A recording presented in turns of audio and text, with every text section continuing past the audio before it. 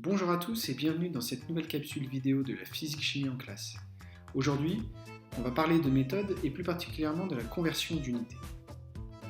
Dans la capsule vidéo traitant des grandeurs physiques, nous avons vu que pour communiquer des grandeurs physiques, un système international d'unités est utilisé. Vous pouvez d'ailleurs retrouver certaines de ces grandeurs physiques et unités dans le tableau que voici. Mais parfois, à l'image de la température ou du volume, d'autres unités, dites unités usuelles, sont utilisées. Cela peut alors poser des problèmes. Prenons un exemple. Un scientifique souhaite identifier un matériau.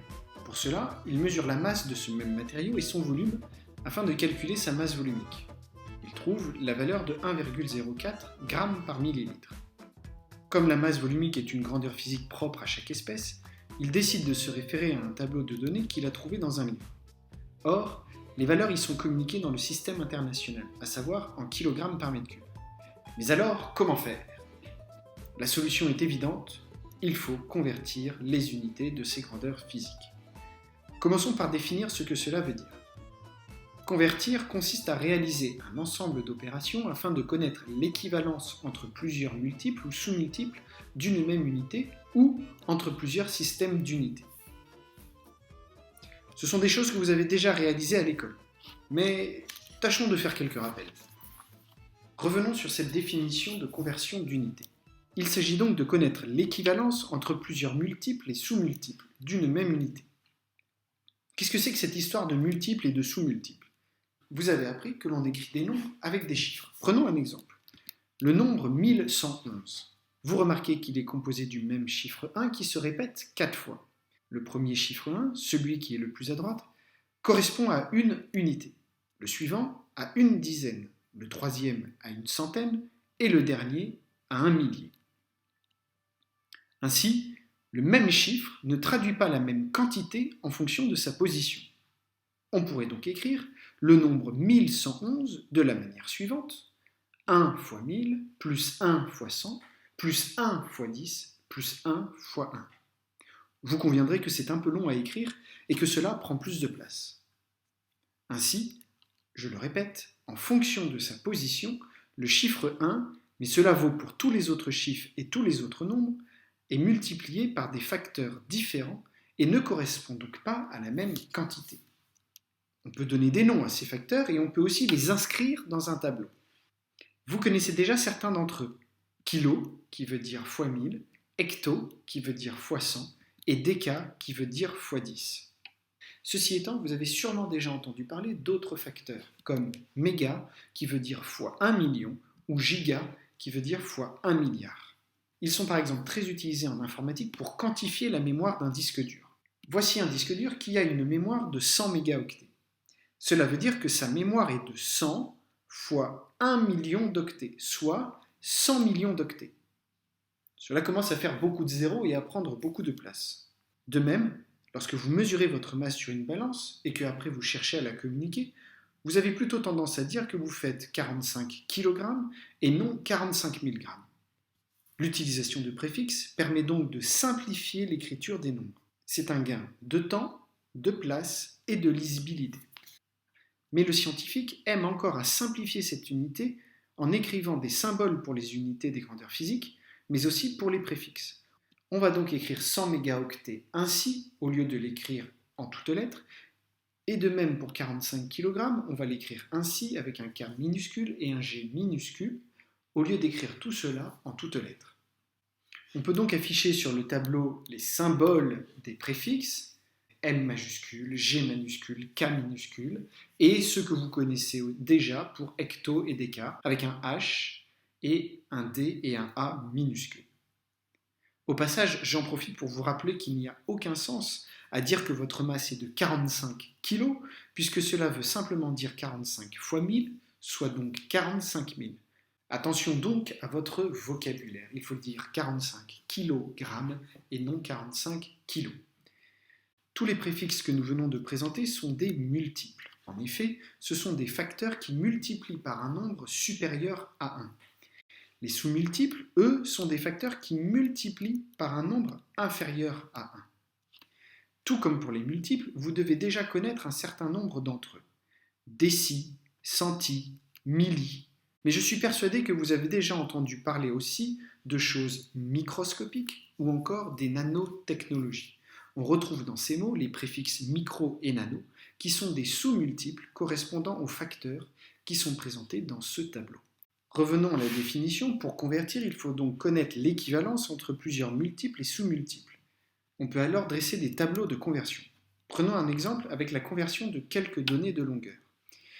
L'unité internationale de la grandeur physique longueur est le mètre. Or, vous pouvez retrouver souvent des données de longueur en centimètres ou en kilomètres. Alors comment convertir? Dressons un tableau de conversion en commençant par l'unité mètre. On peut ensuite compléter ce tableau avec les multiples et les sous-multiples du mètre. Commençons par écrire la valeur 58 cm. On met le chiffre 8 dans la colonne centimètre et le chiffre 5 dans la colonne décimètre. Je vous rappelle que centi veut dire que l'on multiplie par 0,01. Ainsi, 58 cm correspond à 58 mètres fois 0,01, soit 0,58 mètres.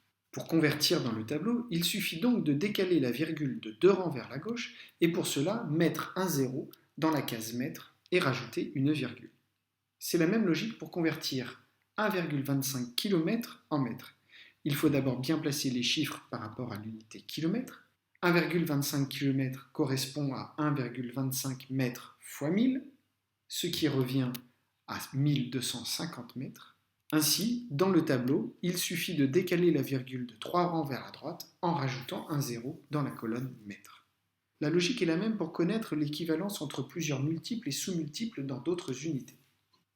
Dans la définition de la conversion, nous lisons qu'il s'agit aussi de trouver des équivalences entre plusieurs systèmes d'unités. Dès lors, on pourrait comprendre qu'il est possible de convertir par exemple un kilogramme en litres. Erreur, ce n'est pas du tout le sens de la définition. Ceci est impossible.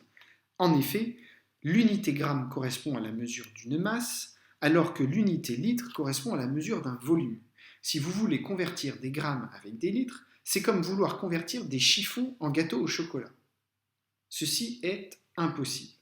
Alors que veut dire cette partie de la définition? Pour cela, revenons sur la notion de volume. Ceci est une ligne qui s'étale sur une dimension de longueur. On peut d'ailleurs la mesurer en mètres. Ceci est un rectangle et il s'étale sur 2 dimensions de longueur. On peut d'ailleurs calculer cet étalement, que l'on appelle la surface, en multipliant entre elles les 2 longueurs mesurées. L'unité du résultat correspond donc à des mètres fois des mètres. Pour simplifier l'écriture, on peut écrire mètre carré, avec le 2 en exposant, c'est-à-dire en haut à droite. Enfin, ceci est un cube qui s'étale sur les 3 dimensions de longueur. On pourrait dire en 3 dimensions ou en 3D. Là aussi, on peut calculer cet étalement, que l'on appelle volume, en multipliant entre elles les 3 longueurs mesurées. L'unité du résultat correspond donc à des mètres fois des mètres fois des mètres. Pour simplifier l'écriture, on peut écrire mètre cube avec un 3 en exposant, c'est-à-dire écrit en haut à droite. Ceci étant, un autre système d'unités que vous connaissez très bien peut être utilisé pour le volume, le litre. L'unité litre a été définie telle que 1 mètre cube égale 1000 litres. Ici, on a le droit d'écrire que 1 mètre cube égale 1000 litres car, bien qu'il ne s'agisse pas des mêmes systèmes d'unités, mètre cube et litre correspondent tous deux à des unités mesurant des volumes. C'est d'ailleurs le sens de la définition, connaître l'équivalence entre plusieurs systèmes d'unités, mais des systèmes d'unités qui mesurent des grandeurs physiques identiques. Revenons maintenant quelques instants sur les conversions d'unités lorsque des volumes sont exprimés en mètres cubes. Nous venons de voir que mètre cube est une écriture simplifiée de mètre fois mètre fois mètre. Tâchons maintenant dans un exemple de convertir des mètres cubes en décimètres cubes. Nous avons vu précédemment que 1 décimètre est égal à 1 fois 0,1 mètre, ce qui revient à 0,1 mètre. Ainsi, 1 décimètre cube est égal à 1 fois 0,1 mètre fois 1 fois 0,1 mètre fois 1 fois 0,1 mètre. Autrement dit, 0,001 mètre cube. Utilisons maintenant un tableau de conversion. Nous mettons les mètres cubes, les décimètres cubes et nous mettons le chiffre 1 pour 1 décimètre cube. Si on est dans la même logique que précédemment, pour écrire des mètres cubes, il faut rajouter un 0 et une virgule. Et on trouve donc que 1 décimètre cube est égal à 0,1 mètre cube. Ceci est complètement faux, on vient de le démontrer précédemment. En fait, il ne faut pas utiliser un tableau avec une colonne pour chaque multiple et sous-multiple, mais un tableau avec 3 colonnes pour chaque multiple et sous-multiple. Ainsi, pour convertir 1 décimètre cube en mètre cube, il faut donc multiplier 3 fois par 0,1, ce qui correspond à rajouter 3 zéros et une virgule, comme vous le voyez sur le tableau. La logique est la même si vous voulez convertir des mètres carrés et des décimètres carrés, ce n'est plus 3 colonnes qu'il faut utiliser, mais 2 colonnes, puisque des mètres carrés correspondent à des mètres fois des mètres. On multiplie 2 fois par la même unité. Enfin, comme 1 décimètre cube égale 0,01 mètre cube, comme on vient de le montrer, on peut alors écrire que 1 décimètre cube égale 1 litre. Nous venons de réaliser des équivalences entre plusieurs multiples et sous-multiples d'une même unité, mais aussi des équivalences entre plusieurs systèmes d'unités. Voilà ce qu'est la conversion d'unités. Nous n'irons pas plus loin sur cette notion dans cette vidéo. N'hésitez pas à la regarder plusieurs fois afin de bien comprendre, et je vous encourage aussi vivement à vous entraîner avec des exercices et aussi à apprendre les tableaux des multiples et des sous-multiples afin d'être à l'aise. Sur ce, je vous souhaite bon travail. N'oubliez pas que vous pouvez retrouver cette vidéo sur la chaîne YouTube de la Physique Chimie en classe ou sur le site internet dont vous avez le lien ici et le QR code pour accéder. Prenez soin de vous et à très bientôt.